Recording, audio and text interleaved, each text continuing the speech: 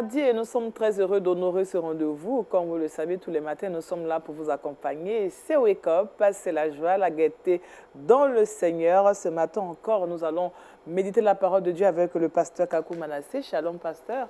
Bonjour, Daniel. On est bien réveillés, hein? J'aime bien votre tenue. Oh, merci. C'est fait de pagne, c'est ça? Hein? Oui, c'est ça. C'est pour exprimer quoi? La gaieté. La gaieté et puis pouvoir prêcher aussi dans la joie. Amen. Avec vous, on va parler d'un thème aussi important, les dimensions de la grâce de Dieu. Les dimensions de la grâce de Dieu. Il y a plusieurs dimensions. Bien sûr. Mais on va synthétiser. D'accord, d'accord. Et ce sera donc pour la rubrique Méditons ensemble. Shalom, Jean-Richard. Bonjour Daniel et shalom à tous. Comment ça va? Très bien, merci. La chemise m'a un peu perturbée, quoi. Ah, ok. La chemise blanche, on est bien réveillé. Hein? Ah oui, très bien. C'est à dessein que tu as porté ta chemise blanche aujourd'hui? Non, pas forcément. Tu voulais m'éblouir, quoi. Avec toi, on parlera culture actuelle et de saviez-vous? Effectivement, dans Culture Actuelle, aujourd'hui, on parlera d'essais animés.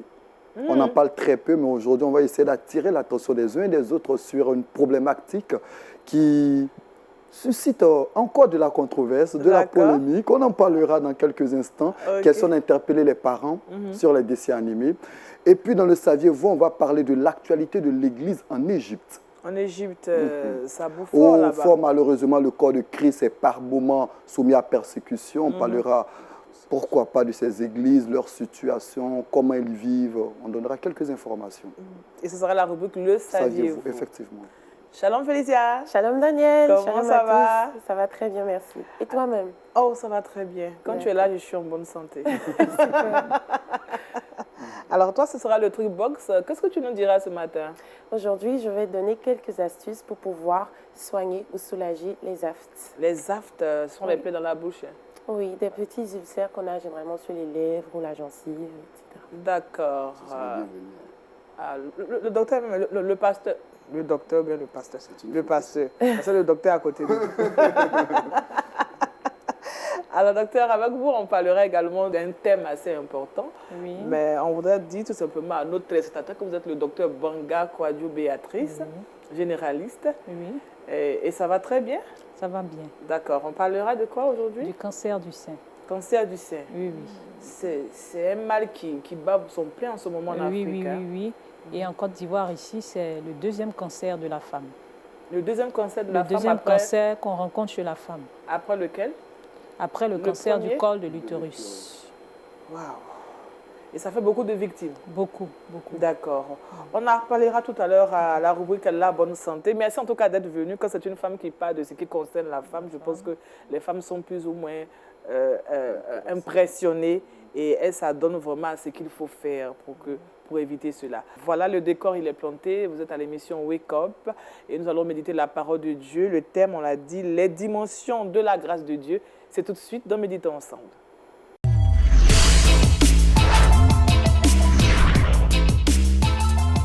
Pasteur Kakou Manassé, nous allons y aller pour la méditation. Merci. Le thème est tiré du Tite, chapitre 2, versets 11 à 13. Nous allons faire la lecture. Car la grâce de Dieu, source de salut pour tous les hommes, a été manifestée. Elle nous enseigne à renoncer à l'impiété et aux convoitises mondaines et à vivre dans le siècle présent selon la sagesse, la justice et la piété, en attendant la bienheureuse espérance et la manifestation de la gloire du grand Dieu et de notre Sauveur Jésus-Christ. Ce texte est court, mais il convient qu'on puisse nous y attarder. D'accord. Dans le chapitre 2 de cette épître à Tite, l'auteur demande à Tite justement d'adresser un certain nombre de recommandations, d'instructions à 4 types de personnes au sein de la communauté chrétienne. D'accord. Le premier type de personnes, ce sont les personnes âgées. Ensuite, il y a les femmes âgées. Et il demande à ce qu'on puisse aussi donner des conseils, des instructions aux jeunes gens et enfin aux serviteurs. Toutes ces instructions ont le même dénominateur. Amener ces 4 types de personnes à craindre Dieu, à vivre correctement, de manière à ce que le nom du Seigneur ne soit pas blasphémé. Mais quand on lit cette épître de près, il y a une question qui s'impose à nous. Pourquoi est-ce que ces instructions devaient être données à ces 4 types de personnes? Et justement, le verset 11 nous donne la réponse. Qu'est-ce qui milite en faveur de toutes ces instructions-là? C'est la grâce de Dieu, dans toute son ampleur, dans toute, j'allais dire, sa dimension. Oui. Et c'est pourquoi il est important que les croyants aujourd'hui s'arrêtent un instant pour réfléchir à la grâce de Dieu dans toutes ses dimensions, dans toute son ampleur. C'est ce qui a suscité ma méditation basée sur ce sujet, les dimensions de la grâce de Dieu. Alors, quand on lit les versets 11, 12 et 13, on découvre que la grâce de Dieu a 3 dimensions. J'ai failli dire 3 aspects. Et on va les parcourir ensemble. Au verset 11, la déclaration est intéressante. Car la grâce de Dieu, source de salut pour tous les hommes, a été manifestée. Il est question ici de la dimension passée de la grâce de Dieu. On parlera de la grâce passée ou alors de la grâce manifestée. Mais pourquoi on parle de grâce manifestée? Dans l'histoire de l'humanité, la Bible nous fait découvrir que Dieu a tant aimé le monde qu'il a donné son Fils unique afin que quiconque croit en lui ne périsse point. Le don de son Fils s'est démontré par la vie de Christ qui a été, j'allais dire, meurtri à la croix. Et c'est au travers de ce sacrifice-là que les hommes qui veulent s'approcher de Dieu peuvent le découvrir. Amen. C'est pourquoi il est question de la grâce manifestée, grâce passée. Et quand vous parcourez la Bible, vous n'allez pas voir dans un endroit où il a été question d'une deuxième mort de Jésus. Dieu a donné son Fils. Il a fait ce don-là une fois pour toutes. C'est pourquoi il est question de la grâce manifestée. Elle a été manifestée. Donc, il est convenu de parler de la grâce passée. Ça, c'est la première dimension. La deuxième dimension de la grâce de Dieu, on la trouve au verset 12. Il est question de la grâce présente. Parce que le verset 12 dit « Elle nous enseigne à renoncer à l'impiété et à vivre dans le siècle présent. » Oui. Alors, quand on a expérimenté la grâce de Dieu, expérience qui relève maintenant du passé, Oui. il faut avoir une attitude, une conduite dans le présent.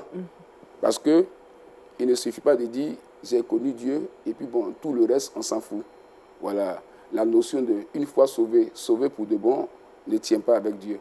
Alors, quand on a expérimenté la grâce passée, pour maintenir cette grâce-là, il faut savoir comment vivre dans le présent. C'est pourquoi il est question de la grâce présente. Oui. Je l'ai appelée la grâce pédagogue. Elle enseigne. Et le texte dit, elle nous enseigne à renoncer à l'impiété et à vivre selon la justice de Dieu. Voilà. Donc il y en a qui disent, une fois sauvé, sauvé pour de bons noms. Quand on est sauvé, il faut maintenir. Oui. Alors, il est question de la grâce présente. Elle nous enseigne. Elle a sa pédagogie.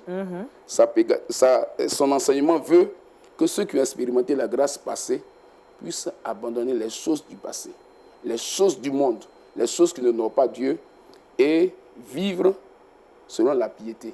Bon, on ne va pas prendre tout le temps pour définir la piété, mais la piété, c'est en fait tous les actes, j'allais dire, chrétiens, spirituels, qui permettent aux croyants de garder sa communion avec Dieu et de grandir dans sa découverte de Dieu. Par exemple, la méditation de la parole de Dieu, la prière, aller prendre des conseils auprès d'un chrétien avancé. Tout ça, ça fait partie de la piété. De la piété. Et la grâce présente exige que les croyants puissent tenir compte de tout cela. Parce que si on y veille, on devient religieux. Il est même possible qu'on ne fasse pas partie des élus. Des élus, merci. Et enfin, il est question ensuite de la grâce future. Je l'ai appelée la grâce future. On la trouve au verset 13. Je l'ai appelée la grâce finale. Il est dit, c'est vrai qu'on a expérimenté Christ, il faut vivre dans le présent, selon Dieu, en attendant la bienheureuse espérance. La grâce future, que j'ai appelée la grâce finale, c'est le retour du Seigneur Jésus-Christ pour venir prendre les élus. Alors, les véritables enfants de Dieu doivent savoir qu'on n'est pas sauvé pour rester sur la terre. Le Seigneur nous a fait une promesse. On le découvre en 1 Thessaloniciens chapitre 4 et en Actes chapitre 1 verset 11. Il dit que lorsque Jésus s'en allait au ciel, les disciples stupéfaits étaient, permettez-moi l'expression, découragés. Et 2 ans du Seigneur vient leur dire, ce Jésus que vous voyez aller au ciel reviendra de la même manière que vous l'avez vu aller au ciel. Donc c'est une expérience glorieuse pour les enfants de Dieu. Amen. Voilà, grâce future, grâce finale, et il faut lâcher le mot, grâce eschatologique, qui parlera de la vie heureuse que Dieu promet ou réserve aux croyants qui se seront mis à part, qui auront vécu selon, j'allais dire, les enseignements de la grâce présente, jusqu'à ce que le Seigneur revienne. Il y a un élément intéressant qu'il faut relever ici. Le retour de Jésus n'est pas une fiction. Le retour de Jésus n'est pas, selon certains, une doctrine ou bien un enseignement pour apaiser les croyants parce qu'ils ils font face à un certain nombre de difficultés pour apaiser leur conscience. Non, le retour de Jésus est une réalité. Je n'ai pas le temps ici pour parcourir la parole de Dieu et vous démontrer que Dieu a réservé un temps où il viendra rencontrer ou bien enlever son Église pour vivre avec lui dans la gloire. Amen. La Bible dit en Philippiens chapitre 3, le verset 20, que notre cité à nous n'est pas sur cette terre. Non. Elle est dans le ciel. La Nouvelle Jérusalem. La Nouvelle Jérusalem. Alors, si notre cité ici est sur la terre, pourquoi nous privons-nous de toutes les jouissances que les croyants pensent être uniquement pour eux? Pourquoi nous privons-nous de toutes sortes d'activités, de pratiques? Et puis bon, en guillemets, on ressemble à des hommes misérables.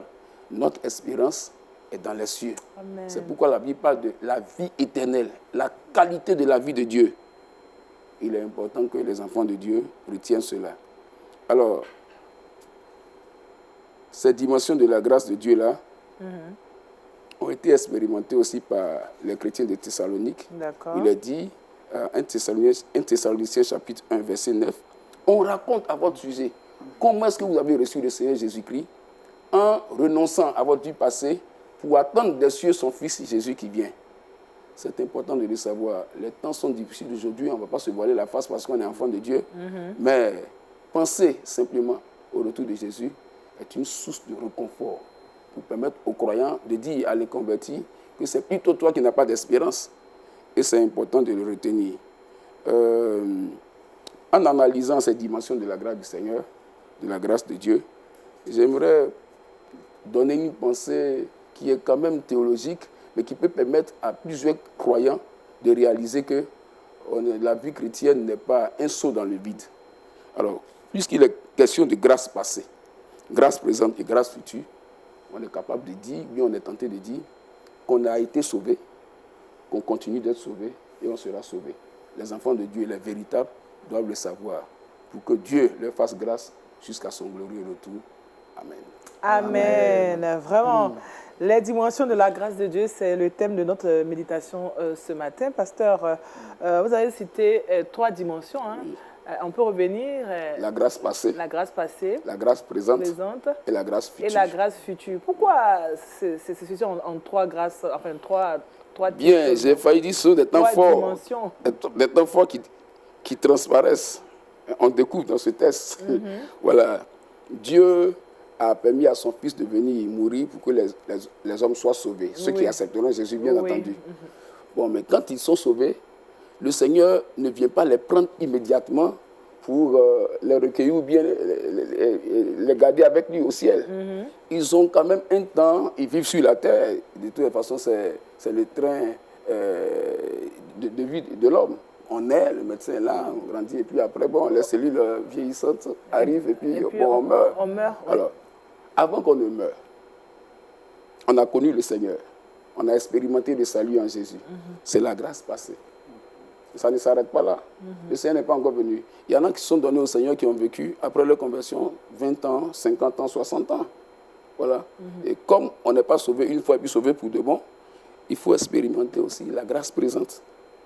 La grâce présente, c'est la capacité que le Seigneur donne aux croyants qui veulent s'attacher à lui de pouvoir fuir les choses de ce monde. Comme il est dit à 1 Timothée, 2 Timothée 2, 22. Oui. Fuir les passions de la jeunesse. Voilà, grâce présente. Bon, maintenant, va-t-on vivre et puis bon, ne pas avoir une idée de sa destination? Non. le Seigneur nous donne un rendez-vous céleste, un rendez-vous pour la vie éternelle. C'est pourquoi il est question enfin de la grâce future, la grâce finale, la grâce eschatologique. La même Bible nous dit que Christ en nous l'espérance de la gloire. Bien sûr. Est-ce que cette parole ne peut pas toutefois permettre à un premier, enfin celui qui a eu la grâce passée, de se dire que si Christ est en moi, c'est que moi j'ai la gloire, c'est sûr que j'irai avec lui. Oui, mais il y a, qu'est-ce que j'allais dire, il faut entretenir la grâce qu'on a obtenue de la part du Seigneur. C'est pourquoi je parle de grâce présente. Voilà. Vous et moi, nous devons tenir compte de la grâce présente parce qu'elle nous enseigne comment nous devons marcher. Voilà. On n'est pas sauvé une fois pour toutes. Voilà. On doit fouiller la parole de Dieu, savoir où on met les pieds, histoire de plaire au Seigneur. Voilà. Je pense que Jean-Richard a une préoccupation. Est-ce que dans les différentes grâces présentes, on peut apparenter les différentes richesses de ce monde? Parce que les différentes richesses de ce monde. Parce qu'à tort ou à raison, certaines personnes estiment que lorsque nous sommes dans le Seigneur, ce n'est pas une obligation par moment d'être riche ou de vivre une vie pleine. Qu'est-ce que vous en pensez? Est-ce que la grâce, c'est tout cela, la richesse y compris de ce monde? Bien, je ne dirais pas la chose de cette façon. Ici, particulièrement, il est question de la possibilité, la faveur que Dieu donne aux hommes de sortir des choses de ce monde et s'attacher à lui. Il faut voir ça dans ce sens-là, dans un premier temps. Maintenant, la grâce dont tu parles est liée aux bénédictions matérielles que Dieu peut accorder à celui qui s'est donné à lui. Justement, il y en a qui pensent, et il me semble que c'est une pensée ancienne, qui pensent qu'une fois qu'on est chrétien, bon, on est destiné à la pauvreté, il ne faut pas chercher à s'épanouir. Bon, ça, c'est une pensée erronée qu'il faut corriger. Puisque quand on sera au ciel, on aura tout ça là-bas? Non, non, la pensée est erronée. Justement, si on veut étendre la chose comme il est dit, la grâce du Seigneur nous permet de jouir de toutes sortes de... Est-ce qu'on ne peut pas mettre en doute aussi par moment notre grâce lorsque nous, on vit, c'est vrai, avec le Seigneur, qu'on est dans une extrême pauvreté? Est-ce qu'il ne peut pas avoir des interrogations des uns et des autres? Non, non. En principe, on ne doit pas faire un rapprochement à cela pour dire que mais, ce n'est pas normal, je suis enfant de Dieu, et puis bon, je connais la pauvreté, les difficultés, mais quelquefois, ce n'est pas pour tous les croyants, mais quelquefois, certains passages obligés pour certains. Voilà, on est tenté de parler, par exemple, de la descente vers la gloire. Quelquefois, on est enfant de Dieu, mais dans un premier temps, on a l'impression que tout est sombre, mais ce n'est pas parce que Dieu nous a oubliés. Ça veut dire qu'on descend dans la vallée, quoi. Non, non, je veux dire que Dieu écrit droit avec des lignes courbes. Voilà. Il nous fait passer par des situations. On a l'impression que tout est fichu, mais au finish, il nous réserve une porte de sortie. Comme le cas de Joseph. Dieu écrit droit, je l'ai dit, à les lignes courbes. Et un éminent serviteur de Dieu a développé une pensée qui m'a particulièrement touché, intitulée ainsi laissons Dieu écrire l'histoire de notre vie. Quand Dieu écrit l'histoire de notre vie, on va passer par les difficultés, les méandres de la souffrance avant de nous en sortir. Le Christ Jésus nous a donné l'exemple. Avant que nous n'ayons le salut, lui a connu la mort. Avant que nous ayons la vie, la lumière de Dieu, lui, était plongé dans les ténèbres. Donc, pour revenir à sa question, les grâces du Seigneur peuvent être étendues à toutes sortes de bénédictions matérielles, d'aisance financière et autres. Mais ici, il est question de la capacité que Dieu donne aux croyants de pouvoir tenir. Parce qu'il ne faut pas qu'on se leurre. Être capable de fuir le péché, vivre dans la crainte de Dieu, dans la sainteté de Dieu, ce n'est pas donné. C'est pourquoi il est question de la grâce présente. D'accord. Voilà. Alors, passons, on va prier. Parce que nous sommes déjà au thème de notre méditation. Ça va? Ah oui, ça va. Parce que sa question est pertinente. Alors, ça va? Oui, ça va. Ok. Ça va. On va prier, pasteur. Oui. On a été sauvés, on est sauvés, on continue d'être sauvés. C'est ça. Nous bénissons ton nom, Seigneur, pour l'occasion que tu nous donnes de plonger nos regards dans ta parole qui est esprit et vie, ta parole qui est claire, ta parole, j'allais dire, qui est créatrice, car elle crée en nous la vie de Dieu. Amen. Merci ce matin de nous rappeler, ô Dieu, les dimensions de la grâce de Dieu, de la faveur de Dieu, cette dimension qui nous donne de fortifier notre foi. En réalité, la grâce de Dieu s'est manifestée, car Christ a donné sa vie à la croix. Et une fois sauvés, nous ne sommes pas sauvés pour de bon. C'est pourquoi nous devons tenir compte de la réalité de la grâce présente, la grâce pédagogue, qui nous enseigne et nous instruit sur la manière de vivre pour demeurer chrétien, pour demeurer dans les grâces du Seigneur, dans l'amour de Dieu, jusqu'à son glorieux retour, qui nous parle de la grâce future, la grâce eschatologique. Seigneur, nous bénissons ton Saint-Nom, parce que tu nous as promis le retour de ton Fils Jésus en gloire. Donne-nous d'être attentifs à l'instruction que nous donne la grâce présente, afin de fuir les passions de la jeunesse, afin de fuir l'iniquité, afin de fuir le péché et de pouvoir t'honorer, afin que lorsque tu viendras, tu puisses nous trouver dans la vie pure, dans la vie qui t'honore, afin d'être enlevé. Que ton nom soit béni. Je prie que ces paroles puissent être amplifiées dans les cœurs et que ces paroles trouvent un écho favorable pour la gloire de ton nom, afin de fortifier la foi des élus au nom de Jésus. Amen. Amen. Amen. Les dimensions de la grâce de Dieu, c'est le thème qui nous a permis donc de méditer la parole de Dieu à travers le test de Tite chapitre 2, versets 11 à 13. Merci au pasteur Kakou Manassé. À présent, parlons d'actualité culturelle avec Jean-Richard et ses Culture Actu.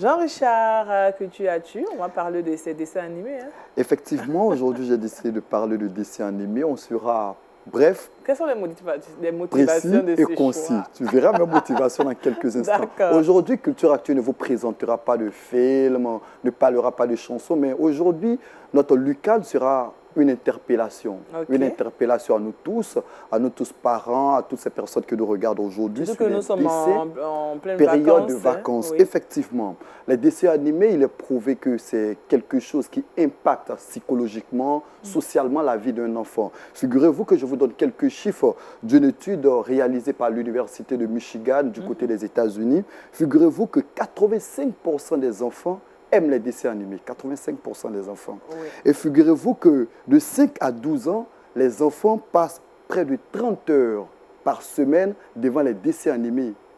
Près de 30 heures par semaine. Et figurez-vous toujours que près de 90% des parents ne regardent pas les enfants ou il n'y a aucune surveillance parentale lorsque les enfants regardent les dessins animés. Oui. Près de 80% des parents ne suivent pas les enfants. Et pourtant, de plus en plus, il est loisible d'observer un phénomène. En 2012, déjà, le premier phénomène pointe son nez dans Docteur Peluche. C'est un dessin animé que bon nombre d'enfants affectionnent, que par moments nous-mêmes nous regardons. Mais figurez-vous qu'en 2012, dans ce dessin animé, apparaissait le premier couple homosexuel. Wow. Et depuis quelque temps, ce dessin animé passe sur plusieurs chaînes. On le voit sur, je ne citerai pas de chaîne pour ne pas faire de publicité, mais on le voit sur plusieurs chaînes. Et cela, les parents ne prêtent pas souvent attention. Oui. Aujourd'hui, il est loisible de voir également dans Good Luck Charlie, c'est un dessin animé également, qui a pion sur rue du côté des États-Unis, dans plusieurs pays du monde, de l'apparition de couples homosexuels. Dans Lord House, qui est un dessin animé très apprécié également, il y a l'apparition de couples homosexuels. Le dernier fait en date qui m'a interpellé, c'est dans My Little Pony. Ouais. C'est un dessin animé qui est affectionné par plusieurs personnes. Même les grands. Même les grands, My Little Pony, ça apparaît sur TF1, TJ, sur plusieurs chaînes gueulées, les enfants affectionnent ce dessin animé. Figurez-vous que depuis quelques semaines, dans ce dessin animé, il y aura un autre couple homosexuel. Quel est l'enseignement ? Et pourtant, il est prouvé par l'Université de Michigan que les dessins animés, je le disais en entrée de propos, ont un impact psychologique, social sur la vie des enfants. Et je donne une autre étude qui est sortie du côté du Japon. Figurez-vous qu'au Japon, la plupart des enfants sont impactés à près de 90% par les dessins animés. 90% des enfants japonais. Donc aujourd'hui, j'ai dit que c'est une interpellation à nous tous qui sommes parents, d'être très regardants aujourd'hui sur le dessin animé que nos enfants regardent. C'est ça. My Little Pony, aujourd'hui très apprécié par les enfants, sorti en 2010. Aujourd'hui, il y a des poupées My Little Pony vendues un peu partout. En France, c'est l'un des dessins animés les plus appréciés par les enfants. Aujourd'hui, Disney World a décidé de rentrer dans cette mouvance. Plusieurs dessins animés de Disney World. Aujourd'hui, il y a des couples homosexuels. C'est vrai que Disney World nous a bluffé avec des dessins animés tels que Cendrillon, tels que Tortue Ninja, tels que Aladdin, La Belle et la Bête. On a apprécié tous à cause des histoires. Mais aujourd'hui, ils sont en train de détourner un peu l'attention des enfants. Soyons donc vigilants. C'est une interpellation à travers Culture Actu. Pasteur, je pense que c'est juste un titre. Ce qu'il fait, ce que Jean-Richard nous donne de comprendre ce matin. Parce qu'effectivement, on ne peut pas regarder un dessin animé sans voir quelque chose dans ce sens. Non, mais l'interpellation est bien à point nommé. Je crois qu'on pourra demander à Richard de nous donner quelques conduites à tenir. Non, mais comme le pasteur... non, on va commencer par lui. C'est lui qui nous a interpellés. Peut-être la première conduite, comme le disait l'Université de Michigan, c'est très regardant. La bonne surveillance parentale, c'est ce que les enfants regardent. Après chaque dessin animé, il faut discuter un peu avec l'enfant, regarder par moment. Parce que par moment, pour se débarrasser de l'enfant, on allume la télé, on le positionne juste en face on est parti. Alors que très souvent, ce qu'on nous sert ou ce qu'on sert à l'enfant n'est pas toujours très... C'est difficile par moment à digérer. Je pense que le docteur même est là, il peut apporter... Docteur, c'est pas normal, hein? Peut-être pour toi, c'est pas normal, mais pour eux, c'est... C'est normal. Déjà, ça touche la sensibilité de l'enfant. Est-ce qu'on n'est pas en train de créer quelque chose à bas âge déjà, dans la psychologie de l'enfant? Mais comme il a souligné plus tôt, tout ce que l'enfant regarde, ça l'influence. C'est ça. Oui. Tout l'environnement de l'enfant l'influence pour plus tard. Donc, il serait bien séant pour nous de nous intéresser vraiment aux dessins animés de nos enfants. C'est ça. Oui. Mais il n'a pas encore donné la solution. Est-ce qu'on doit leur interdire de regarder ces dessins animés ou bien il y a justement. Il faut être très regardant. Là, il va falloir qu'on fasse revenir les anciens dessins animés tels que Candy, Cendrillon, où on pleurait un peu. Moi, je préférais ça. Oui, mais on n'a pas de choix. On ne peut rien imposer. Aujourd'hui, les télévisions nous imposent leur programme. Tout s'impose à nous. C'est ça. Et puis, l'autre élément qu'il faut ajouter, c'est que quand l'enfant est en train de regarder un dessin animé, les parents ne savent pas ce qui sera découvert comme choquant. Donc, on ne peut pas, du coup, interdire aux enfants de regarder. Mais on ne peut pas aussi dire qu'il faut leur donner un temps de distraction qu'ils regardent parce qu'on ne sait pas ce qu'ils vont regarder. Ils vont découvrir. Donc, le mieux, ce que je pourrais ajouter, c'est qu'après tout ça, il faudrait que les parents chrétiens, quand même, confient leurs enfants au Seigneur. Vraiment pas dans la prière. Afin que Dieu, dans sa grâce souveraine, puisqu'on a parlé de grâce tout à l'heure, puisse opérer ce que j'ai appelé le refoulement, ce qui peut les influencer négativement, que Dieu puisse ôter ça. Amen. Voilà, c'est important. D'accord. Je pense qu'il y a des dessins animés qui sont diffusés sur LMTV, donc vous pouvez regarder, affectionner ces dessins animés. Comme ça, on est sûr de ne pas avoir ce qu'on ne doit pas voir pour les enfants.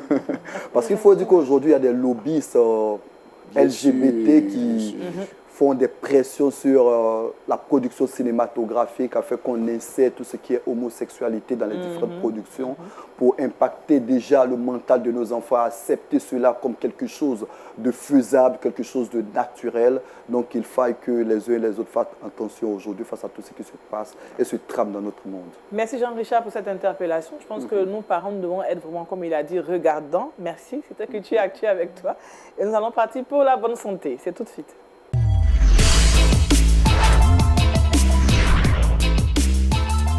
Nous recevons toujours le docteur Banga Akwadio Béatrice. Vous êtes généraliste. Avec vous, on parle d'un mal aussi qui fait aussi la une de l'actualité du point de vue de la santé, le cancer de sein. Et comme je l'ai dit au début de l'émission, c'est le deuxième cancer le plus fréquent chez la femme dans notre pays, en Côte d'Ivoire ici. D'accord. Et oui, allez-y. La particularité de ce cancer, c'est que c'est l'un des rares cancers guérissable. Et plus il est découvert tôt, plus on a de chances d'en guérir. D'accord. Mais chez nous ici, la plupart du temps, dans 75% des cas, quand on le découvre, on est déjà à un stade tardif. D'accord. Et c'est pour cette raison que j'ai voulu en parler ce matin, pour que chacun soit interpellé. Mais qu'est-ce qui fait qu'on arrive de façon tardive à l'hôpital? Soit il y a l'ignorance, soit parce qu'on ne connaît pas les symptômes, et aussi, peut-être aussi, par peur et le coût aussi financier C'est ça. pour traiter un cancer, c'est des coûts qui sont vraiment élevés. Non, déjà, on peut commencer à plaider pour que le coût soit vraiment rabaissé, puisque c'est un des rares cancers qui peut être guéri. Et malheureusement, c'est ce cancer qui fait près de 75% de victimes, c'est ça? Non, j'ai dit que les 75% de cas qui sont découverts, en fait, c'est un stade tardif. Ah, d'accord. Mais sinon, c'est le deuxième cancer de la femme en Côte d'Ivoire. Mais dans le monde, c'est le premier cancer de la femme. D'accord, d'accord, d'accord. Alors déjà, qu'est-ce qu'on peut... qu'est-ce que c'est que le cancer, déjà? Le cancer, en fait, c'est une multiplication de cellules anormales dans l'organisme. Il y a, de manière naturelle, il y a des cellules qui sont anormales. Mais il y a un système de régulation de l'organisme de telle sorte que ces cellules-là puissent être rejetées. Mais dans le cas du cancer, ces cellules anormales-là vont proliférer et elles vont prendre le dessus sur les cellules saines, sur les cellules normales. Donc, elles vont commencer dans une partie bien précise du corps. Ensuite, elles vont s'étendre. C'est ce qu'on appelle métastase. Elles s'étendent et elles prennent tout le corps et finalement, la personne en meurt. D'accord. Donc, pour ce qui est du sein, ces cellules se multiplient dans le sein. Oui, c'est au dépend du sein d'abord et ensuite, ça va se développer au fur et à mesure pour atteindre tous les organes du corps. C'est douloureux. Très, très douloureux. C'est douloureux. Alors, quels sont les symptômes déjà qui peuvent interpeller la femme qui est en train d'avoir un cancer du sein? Il peut avoir une boule dans le sein. Donc, toute boule dans le sein doit interpeller la femme. Je ne dis pas que toute boule dans le sein est un cancer, mais quand on a une boule dans le sein, il faut qu'on puisse aller à l'hôpital. Cette boule-là peut être dure ou bien elle peut être mobile. Il peut avoir aussi un écoulement anormal au niveau du mamelon.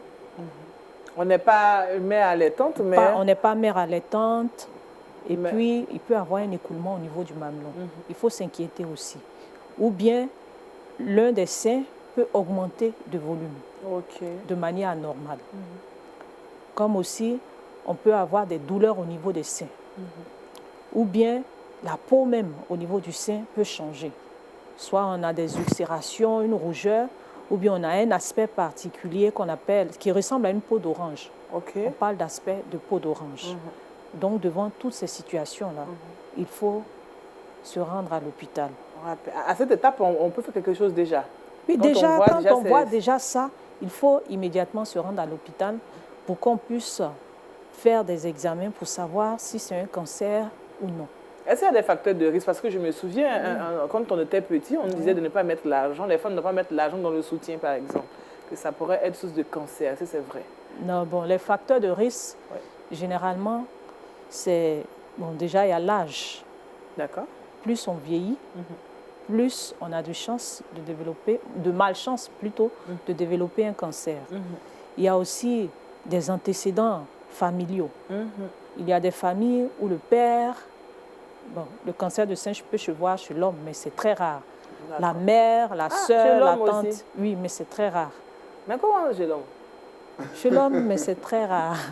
Bon, on va parler de la femme. Oui, après, on va revenir chez l'homme. Oui.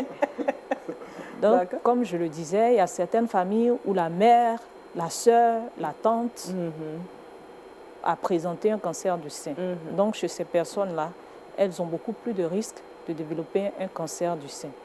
Des femmes aussi qui n'ont jamais fait d'enfant, celles aussi qui ont une ménopause tardive, ou bien celles dont les premières règles sont venues plus tôt, avant 12 ans, ou bien celles qui ont fait des enfants aussi tardivement, après 35 ans, 30 à 35 ans, ont un risque beaucoup plus élevé de faire un cancer. Est-ce que ce n'est pas un problème hormonal? Enfin, les hormones aussi ne peuvent pas être à la base de la multiplication de ces cellules? Oui, il y a une hormone féminine qu'on appelle l'estrogène. Oui, l'estrogène. L'estrogène, le fait d'être exposé beaucoup plus longtemps à l'estrogène, ça amène à faire un cancer du sein. C'est ce qui explique le cas des femmes qui n'ont jamais fait d'enfant. Parce que pendant la grossesse, au moins, il y a une réduction. Mais quand on ne fait pas d'enfant, on est beaucoup plus exposée, sur une période plus longue. D'accord. Celle aussi qui a débuté ses règles tôt a une exposition plus longue. De même que la femme qui a une ménopause tardive. Et toutes ces choses-là amènent à avoir un risque plus élevé de faire un cancer du sein. Mais on a remarqué aussi qu'il y a des mutations de certains gènes. Il y a certains gènes qui sont censés réguler la formation de tumeurs, de cancers dans le corps. Il y a certains de ces gènes-là qui seront modifiés. Et toutes les personnes qui ont ce gène modifié-là peuvent faire plus de cancers du sein que les autres. Alors, on a dit les personnes à risque, hein, c'est des femmes. Tout à l'heure, vous avez cité les personnes à risque. Et puis, est-ce que peut-être la nourriture peut être un facteur aussi dans cette affaire de cancer du sein, la nourriture? Bon, on a parlé un peu d'obésité. Oui. Il y a l'obésité, il y a aussi la consommation d'alcool. Oui. Aussi. Le tabac aussi qui est... Le tabac, lui, en tout cas, lui, dans toutes les pathologies, franchement, le tabac est impliqué. D'accord. On a parlé de toutes ces choses-là. L'obésité. Oui, l'obésité aussi. Mais il y a des personnes qui ne sont pas obèses, mais qui développent aussi un cancer. Là, on peut les classer dans ce que vous avez cité tout à l'heure. Oui, quand on parle de facteurs de risque, on ne dit pas que quand on a ces facteurs-là, il faut forcément avoir un cancer du sein. Mais on a constaté que ces facteurs-là augmentaient le risque de faire le cancer du sein. Mais n'empêche qu'on peut ne pas présenter ces facteurs-là et avoir un cancer. Est-ce qu'on peut l'éviter, le cancer du sein?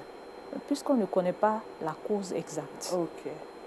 Donc l'éviter, c'est un peu difficile. Mais on peut anticiper, justement, faire le traitement plus tôt quand on le découvre plus tôt. C'est ce qu'on peut faire. D'accord. Le traitement, il est onéreux? Oui, il est onéreux. Ah ouais? Il est onéreux. Il peut faire combien de temps si on vient de découvrir que quelqu'un a un cancer? Il peut durer sur combien de temps? Le traitement, il est long? Le traitement, il est long parce qu'on fait une surveillance. Il y a d'abord un premier temps, une première année où on va faire une chimiothérapie, une radiothérapie. Mais il faut faire des contrôles quand même chaque année, sur plusieurs années. Parce qu'en termes de cancer, on ne peut pas dire que la personne est guérie. Chaque année, il faut faire des contrôles pour voir s'il n'y a pas de récidive. Mais pourquoi on ne peut pas dire que la personne est guérie? Puisque vous dites qu'il y a des personnes qu'on peut guérir. Puisque il n'y a pas de traitement curatif en tant que tel. On ne maîtrise pas en fait le cancer. Mais c'est dû à quoi? On ne maîtrise pas. Est-ce qu'on peut classer le cancer dans les maladies métaboliques? C'est ça, hein? C'est une maladie? Non. On ne classe pas le cancer dans les maladies métaboliques. D'accord. Mais je veux dire qu'on ne peut pas maîtriser la production de ces cellules anormales. Ok. La science actuelle ne nous permet pas en fait de maîtriser cela. Donc, on est bien obligé de faire des examens tout le temps pour savoir s'il n'y a pas de récidive. Mais on a constaté que dans le cancer du sein, on peut faire des examens sur plusieurs années, 10 ans, plus de 10 ans, il n'y a pas de récidive. Et dans ce cas-là, on estime que la personne est guérie. Par moment, on parle, parlant du cancer du sein, d'ablation, à quel moment on arrive à cet extrême? Mais ça dépend du stade auquel on va découvrir le cancer. Quand c'est découvert très tôt, quelquefois, on n'est pas amené à faire une ablation. Mais quand c'est découvert à un stade tardif, aussi, il faut faire une ablation. Ça veut pas dire des complications? L'ablation peut être considérée comme un traitement? Oui, l'ablation peut être considérée comme un traitement. Oui. Mais il faut que je précise aussi que quand on atteint un stade où il y a des métastases, ça sera difficile de faire une ablation. D'accord. Parce qu'on va permettre encore au cancer de plus se répartir dans le corps. Quelqu'un qui a vécu une ablation, il y a un suivi psychologique, il y a un suivi qui est fait après? Oui, normalement, il y a un suivi psychologique. Et on fait après aussi, il y a la possibilité de faire une reconstitution mammaire. D'accord. Une reconstitution mammaire. Mais est-ce qu'une personne qui a subi justement, comme il a dit, cet extrême, peut récidiver après? Oui. On peut récidiver. C'est pour cette raison qu'on vérifie chaque année, on fait des contrôles. Malgré l'ablation? Malgré l'ablation. L'ablation seule ne suffit pas parce qu'en plus de l'ablation, On fait encore la chimiothérapie. D'accord. On fait aussi la radiothérapie. Puisque, comme je l'ai dit tantôt, on ne peut pas savoir on ne connaît pas la science actuelle ne maîtrise pas totalement le cancer. Donc, on ne peut pas savoir s'il y a encore des cellules anormales qui restent dans l'organisme. D'accord. Vous avez parlé aussi de reconstitution du tissu mammaire. Est-ce que sur notre tropique, c'est possible? Oui, c'est possible, on le fait. Est-ce qu'on peut avoir une estimation du coût du traitement d'un cancer de sein en francs ivoiriens, enfin en francs CFA? Bon, ça, c'est un peu difficile. Bon, ça coûte des millions. Ce qui est sûr, c'est un peu difficile. Mais je crois que l'État a essayé de mettre en place un programme où il devait aider surtout les personnes atteintes des cancers les plus fréquents. Mais c'est pas vraiment... Toujours est-il que c'est lourd quand même à porter. C'est lourd. D'accord. Est-ce qu'il y a des campagnes de sensibilisation pour les femmes, les interpeller sur la nécessité de se faire dépister sur ce cancer? Vous l'avez dit qu'aujourd'hui, le 2e chez les femmes en Côte d'Ivoire. Il y a quelques campagnes de sensibilisation qui sont faites, mais ce n'est pas... À une échelle nationale. Oui, ça se fait à une échelle nationale, mais je veux dire que c'est un peu rare.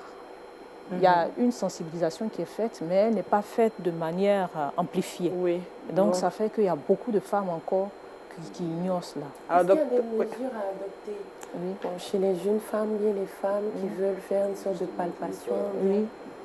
Oui, justement, il faut encourager chaque femme à pouvoir faire une autopalpation, c'est-à-dire apprendre d'abord à connaître la structure normale de ses seins et prendre l'habitude de faire une palpation, de telle sorte que s'il y a une anomalie, on puisse la découvrir. Mais il y a aussi la mammographie, qui est un examen qu'on fait après 40-45 ans, pour voir aussi si vous recherchez aussi un cancer, pour dépister un cancer plus tôt. Alors, rapidement, parce que le temps est court. Est-ce que la chimiothérapie est vraiment efficace? Parce que j'ai entendu dire qu'une fois qu'on a commencé, on devrait aller jusqu'au bout à vie. Non, on ne fait pas la chimiothérapie jusqu'à vie. Non, c'est-à-dire qu'une fois qu'on arrête le traitement, la personne meurt, quoi. Non. C'est vrai ou c'est faux? Non, c'est faux. On fait la chimiothérapie pour un temps précis. Le but de la chimiothérapie, c'est pour éliminer les cellules cancéreuses. Donc, on fera un contrôle après la chimio. D'accord. Il y a une période bien précise, en fait. Alors, docteur, on vous permet de regarder la caméra et de dire à une femme qui nous regarde, enfin, faites une petite sensibilisation, s'il vous plaît. Parce que c'est un mal vraiment qui touche beaucoup de femmes. Oui, le cancer du sein est un cancer qui est très fréquent et on peut le dépister très tôt. Donc, il faudrait que chaque femme apprenne à palper ses seins, de telle sorte qu'elle puisse découvrir une anomalie. Toute anomalie découverte va permettre à la femme de se rendre à l'hôpital pour qu'on puisse la prendre en charge plus tôt dans le cas où ce serait un cancer. Et aujourd'hui, en Côte d'Ivoire, on peut traiter le cancer du sein? Oui, on peut traiter le cancer du sein en Côte d'Ivoire ici. D'accord. Merci au docteur Banga Kouadjou Béatrice. On a beaucoup à dire sur ce cancer parce que ça fait tellement peur. Mais toujours est-il que Dieu est fidèle. Hein. On peut le traiter. Moi, ça me rassure déjà. Je pense que c'est découvert tôt. On peut le traiter. Déjà, ça me rassure. Merci à vous. On a parlé du cancer de sein. Il faut, comme l'a dit le docteur, il faut aller à l'hôpital lorsqu'on constate une anomalie sur nos seins, surtout les femmes. On a dit que c'est un cancer qui peut s'attaquer aussi aux hommes. Mais une autre fois, on en parlera parce que le temps, il est court. Merci, docteur. On va parler maintenant d'astuces avec Félicia et c'est le Trick Box.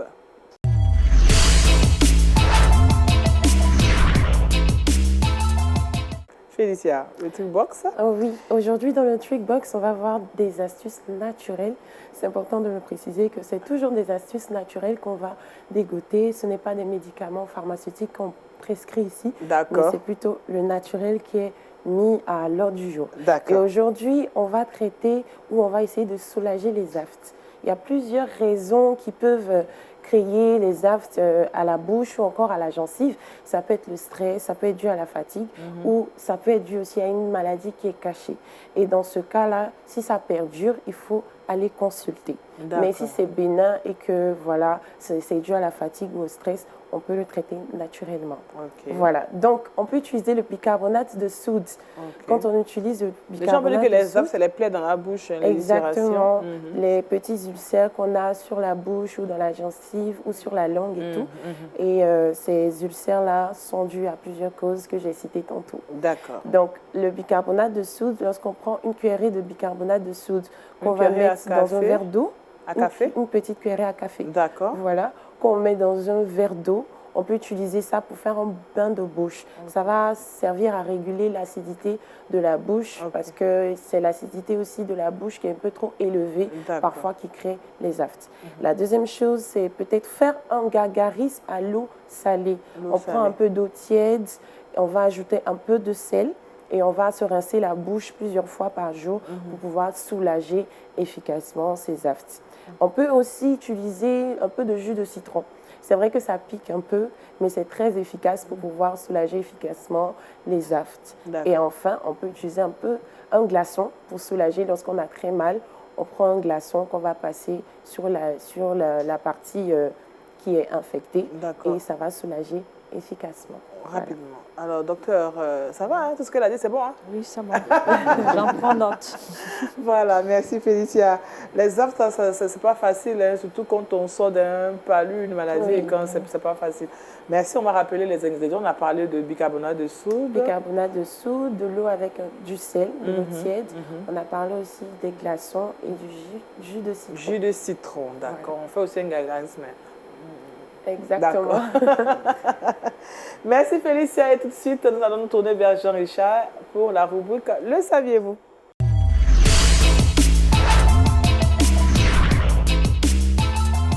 Qu'est-ce qu'on doit savoir avec toi, Jean-Richard? Aujourd'hui, on part en Égypte pour donner un peu l'actualité de l'Église.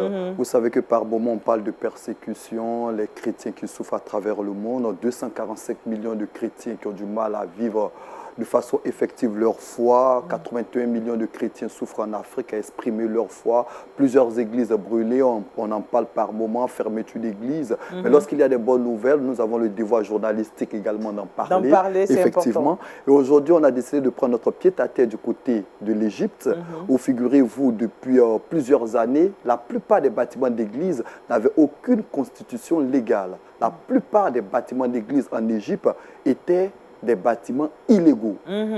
Aucune constitution légale. Et bien, depuis 2017, le gouvernement égyptien a entrepris de légaliser ces différents bâtiments. Plusieurs églises ont été légalisées. Et figurez-vous que le 1er juin dernier, 127 nouvelles églises ont été légalisées. C'est une victoire pour le corps de Christ, c'est une victoire pour l'église du côté de l'Égypte. Il faut préciser que les chrétiens d'Égypte vivent des moments assez difficiles par moment, persécutions, ils sont attaqués par des nébuleuses terroristes. Ce qui fait que depuis 2017, depuis que le gouvernement égyptien a entrepris de légaliser ces différents bâtiments, figurez-vous qu'aujourd'hui, on a 1021 églises légalisées en Égypte. Et pourtant, il y a 5 ans en arrière, la plupart de ces églises n'avaient aucune constitution légale. C'est une belle victoire. Il faut donc saluer le gouvernement égyptien qui a entrepris cela. On espère que les autres églises qui sont un peu dans des situations assez difficiles, puisqu'on parle des fermetures d'églises qui n'est pas reconnue par l'État, on espère que l'État, le gouvernement égyptien va continuer dans cette lancée, va continuer dans cette vision pour légaliser l'ensemble des églises du côté de l'Égypte. Ce qu'il faut retenir tout simplement, c'est qu'aujourd'hui, du côté de l'Égypte, il y a 1021 églises légalisées par le gouvernement. C'est un exploit qui mérite d'être acclamé quand même. D'accord. Alors, pasteur, quand on entend ce genre de nouvelles, surtout dans un pays comme l'Égypte, ça réjouit le cœur du chrétien. Il y a seulement 10% de chrétiens, je le précise. 10% de chrétiens et 121 églises qui ont été... 10% de chrétiens. Oui. Il faut reconnaître que c'est la manifestation de la grâce de Dieu. Amen. Oui. Ce n'était pas évident par le passé. Ah oui, ce n'est pas très, très évident. C'est la grâce de Dieu. Vraiment. Nous bénissons le Seigneur pour cette information. Merci Jean-Richard, parce qu'avec toi, on découvre toujours de belles choses surtout. Alors Félicia, tu nous donnes le verset boussole pour nous permettre de pouvoir encore bien affronter notre journée. Exactement. Cite chapitre 2, verset 11. Car la grâce de Dieu, source de salut pour tous les hommes, a été manifestée. Et voilà qu'en Égypte, on a 121 églises, comme tu as dit, légalisées. Je pense que... Merci, pasteur. Kakou, Manassé, pour ce sujet, les dimensions de la grâce, c'est ce qu'on a essayé de comprendre ce matin à cette méditation. Merci aussi au docteur Banga Kwadu Béatrice qui nous a donné des informations concernant le cancer du sein. Plus il est découvert tôt, plus on peut le traiter et le traitement peut se faire en Côte d'Ivoire sans problème. C'est vrai, il faut débourser un peu d'argent, mais toujours est-il que la santé n'a pas de prix. D'accord. Merci Félicia aussi pour tes astuces. Comment lutter contre les aftes. Tu peux rappeler le bicarbonate de soude. Bicarbonate de soude, de jus l'eau de salée, citron, de l'eau salée et des glaçons. Pour soulager la douleur. Voilà. Jean-Richard, merci aussi de nous avoir interpellés à travers les dessins animés. Nous sommes en vacances. Je pense que les parents doivent vraiment être très regardants sur ce que regardent leurs enfants. Et puis, pour cette information de dernière minute qui nous a réjoui le cœur parce que 121 églises, 127 églises ont été légalisées en Égypte. On peut dire, waouh, que le Seigneur est merveilleux. Voilà, on a eu beaucoup de plaisir en restant à votre compagnie. Merci à toute l'équipe qui nous a permis d'être chez vous. En espérant vous retrouver très prochainement, nous prions que Dieu vous bénisse et surtout, prions toujours pour le corps de Christ dans le monde et que vive la gloire de Dieu dans notre cœur. Au revoir.